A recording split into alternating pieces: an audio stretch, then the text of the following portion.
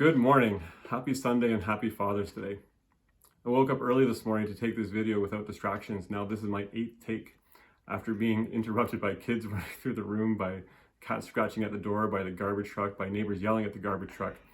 And so I think hopefully, in a day where I have a reflection on a miracle story, I think it might be a minor miracle to make it through this take. So we'll see how it goes. I wanted to start today with a passage from the prophet by Gibran Passage about parenting. I hope you appreciate it. Your children are not your children. They are the sons and daughters of life's longing for itself. They come through you, but not from you. And though they are with you, yet they belong not to you. You may give them your love, but not your thoughts, for they have their own thoughts. And you may house their bodies, but not their souls, for their souls dwell in the house of tomorrow, which you cannot visit, not even in your dreams. You may strive to be like them, but seek not to make them like you. For life goes not backwards, nor tarries with yesterday. You are the bows from which your children as living arrows are sent forth. The archer sees the mark upon the path of the infinite, and he bends you with his might, that his arrows may go swift and far. Let your bending in the archer's hand be for gladness, for even as he loves the arrow that flies, so he loves also the bow that is stable. This passage reminds me of great advice I got from a friend before Jenny and I were expecting our first. My friend told me that parenting is nothing but a series of letting goes. And we've seen that to be true. Letting go and letting the child feed himself for the first time. Letting go as the child learns to walk and letting her fall. Letting go of the bike. Letting go as they choose new friends. We make decisions to let go carefully. Carefully when we can, but sometimes we don't have a choice. We were all children, some of you still are. And we know how badly we want to be let go of at times. We've all yearned for freedom, for greater control. At a point, a parent simply no longer has the ability to control the decision to let go. And in some cases, this happens before we want it to. Our Bible stories today, I see them as really stories about letting go. Saul letting go without knowing it. This is a story, David and Goliath is really a story of David's ascension. There's no way that Saul would have seen it that way, though. Saul tried to convince David that he wasn't the right man for the job to fight Goliath. He had a sense of how the conflict needed to be resolved, and David didn't fit the bill. Saul let go and decided to send David forward, having no idea the domino that he just tipped would lead to David's ascension to the throne. No way that Saul saw this boy, who was the smallest of his shepherd family, and thought that he would rise to celebrity status among the Israelites and become a great king. How often do we hear this in the Bible? The power lies where we might not expect it. Maybe that's why it can be hard to let go. And maybe sometimes that's why we strive to be let go. This, of course, is also a story about faith and being connected to God. David knew that he was favored by Yahweh. David knew it. But this is a story of others coming to realize it as well. And I think that's where this story of David and Goliath connects to the story from Mark of Jesus calming the storm. Jesus knew that God was with him. Jesus knew that he was God. And this is a story of others coming to realize it. Who is this then, that even the wind and the seas obey him? Of course, it's also a story of faith. Why are you afraid? Have you still no faith? The interesting thing is the context of this story. Jesus and his disciples were in a boat. He had just finished preaching for a day on the shore in the very boat they were sitting in. And he was preaching parables about faith. The parable of the sower, the lamp under the bushel basket, a parable of the mustard seed. And yet, the people in his boat didn't have faith. There are commenters who say that this story is speaking to the broader church. While other miracles were public, there are a select few miracles in the gospel stories. This one, Jesus walking on water, the transfiguration, that were only witnessed by his disciples. They were witnessed by the people who should have had faith, but didn't. As I reflect, this shines a little bit of light on my own faith journey. Just like a parent needs to let go, it can be hard at times to let go and trust in God, especially when we want to do something about the storm around us. If parenting is a series of letting goes, then maybe we can say the same thing about our entire faith journey. If we grow in faith, do we let go of anxiety and fear as we put trust in God? Do we let go of how we expect things to look and trust that God is with us so that we know that we can take the next step? I'm reminded of a conversation I had with Father Toby Collins last month. You may know Father Toby, or you may have read his name in the newspaper. When Father Toby was assigned as the pastor of St. Mary's Church in downtown Kitchener 2 years ago, I joined him on an outreach committee where we explored ways that we could leverage the assets of the church to serve the needs of the community. This was very much a process of discerning what could be let go of.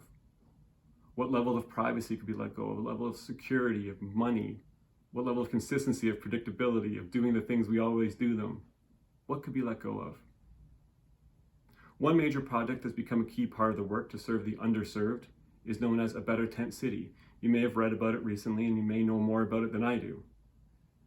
The project gives tiny homes to the homeless, a place to call their own, the dignity and opportunity that goes with that. The project was only possible because of the generosity of one community member, Ron Doyle, who provided land for the homes. With Ron's untimely death earlier this year and the sale of his property, the hunt has been on for a new location for the tiny homes.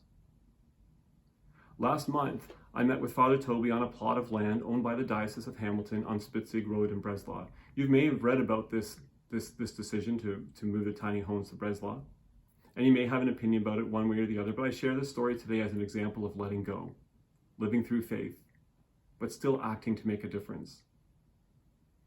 After about an hour of conversation where we talked about the opportunities and challenges that we saw at the site relative to the tiny homes, I thanked Father Toby for his leadership and for pushing the church to do good work.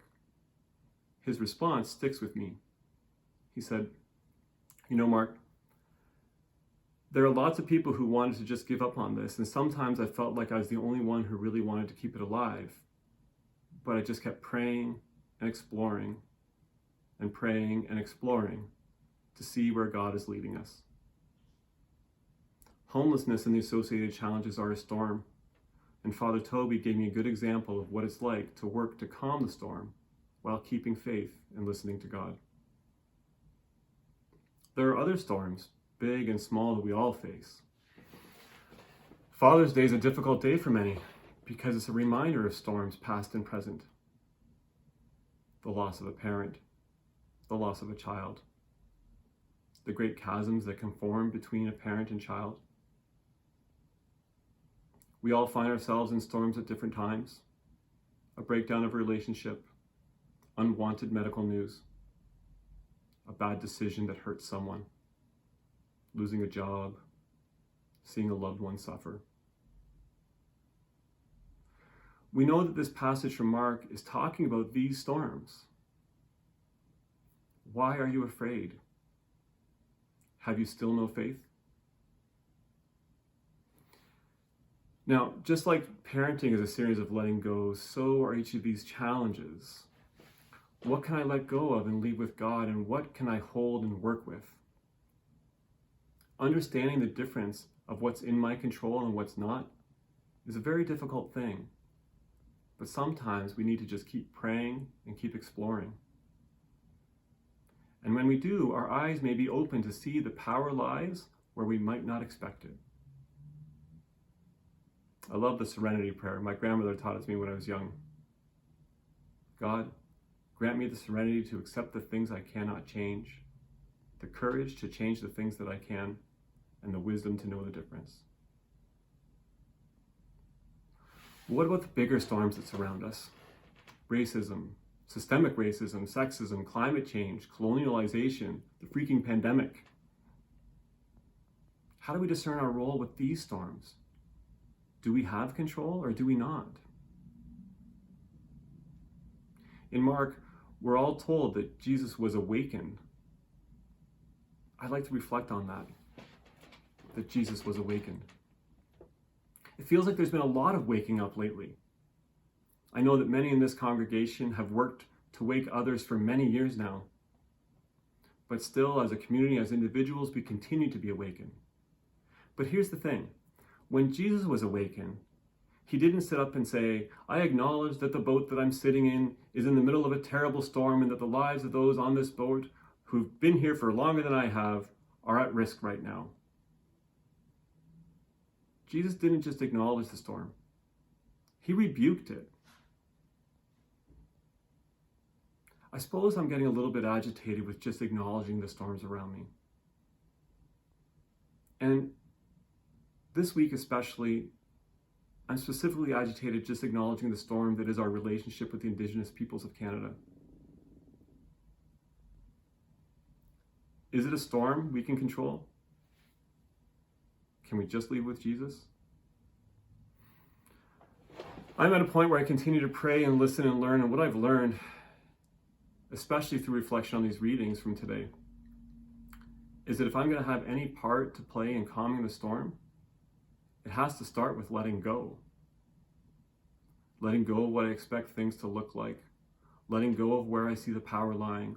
Letting go of the convenience of not actively thinking about how my day-to-day life and privileges that I enjoy exist only in a context that was built on racist ideas. I need to let go of the idea that I deserve the prosperity that I enjoy, and I need to let go of the idea that there's nothing I can do about it. We've all seen the calls to action from the Truth and Reconciliation Committee. That's easy for me to say. From the Truth and Reconciliation Commission, that was released in 2015. The 94 calls are sometimes things in my control and sometimes not. A land acknowledgement is nice. It's good to wake up and say, I acknowledge this land was not mine. But like Jesus, we can't stop there. And I don't think I've done a good job of rebuking the storm. So, as I prepare to move forward and let go, I also learned from today's readings that power can come from places where we might not expect it. And I'd like to finish today with a voice that's not mine, but that can inform mine. A voice of power from a place I was not anticipating. A voice that is awake and that rebukes the storm. God, grant me the serenity to accept the things I cannot change, the courage to change the things I can, and the wisdom to know the difference.